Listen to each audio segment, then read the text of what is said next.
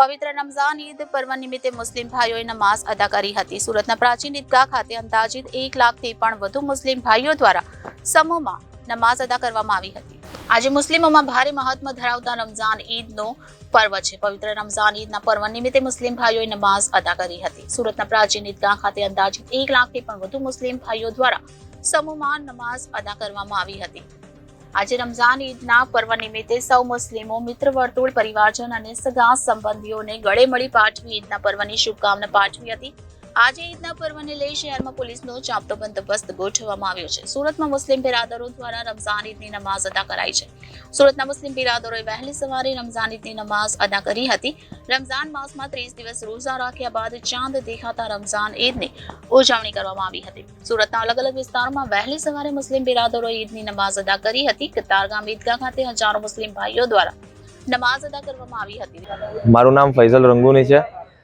આજે સુરત શહેરના રાંદેર વિસ્તારમાં આજે ઈદગાહની જગ્યા પર ઈદની નમાઝ અદા કરવા માટે મુસ્લિમ બિરાદરો 6 થી 7 હજાર લોકો અહીંયા ભેગા થયા છે।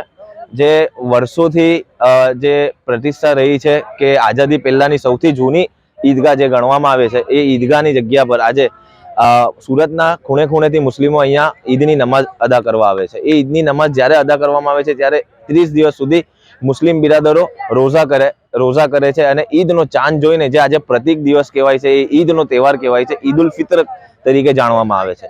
અને એ ઈદનો તહેવાર અહીંયાથી સૌથી પહેલા ઈદગાહમાં નમાઝ પડીને ઘરે જઈને સૌથી પહેલા એમના વડીલોને મળી ગળે મળીને ઈદ મુબારક વિશ કરીને એકબીજા સાથે ઈદ મુબારક વિશ કરે છે। પછી સગા સંબંધીઓને મળવા જાય છે। એવી રીતે બધા જ ભાઈ બંધુઓને મળીને ઈદ સેલિબ્રેટ કરવામાં આવે છે। અને આજે આ ઈદગાહમાં અમારા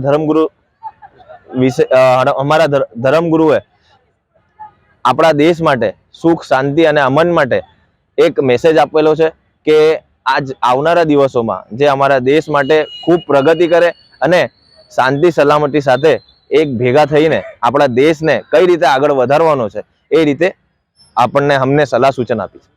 મારું નામ ઇનુબ ખાન શેરખાન પઠાણ। આજે ઈદનો તહેવાર છે કે એ રીતે માહોલ છે, કઈ રીતે ઉજવણી કરી? સૌથી પહેલા આપના માધ્યમથી પૂરા દેશવાસીઓને ઈદની ખૂબ ખૂબ શુભકામના મારા અને મારા પરિવારની તરફથી। અને આજે રમઝાન ઈદનો તહેવાર હતો। પૂરો મહિનો અમે ઉપવાસ રાખીએ, પૂરો મહિનો ઇબાદત કરીએ, નમાઝ પઢીને દુઆ કરીએ આખા દેશ માટે। અને આખા દેશમાં અમે એકબીજાને ગળે મળીને હિન્દુ મુસ્લિમને એ તહેવાર ઉજવીએ છીએ। એ રીતે અમારે આજે 8:15 વાગે મદીના મસ્જિદમાં નમાઝ થઈ છે।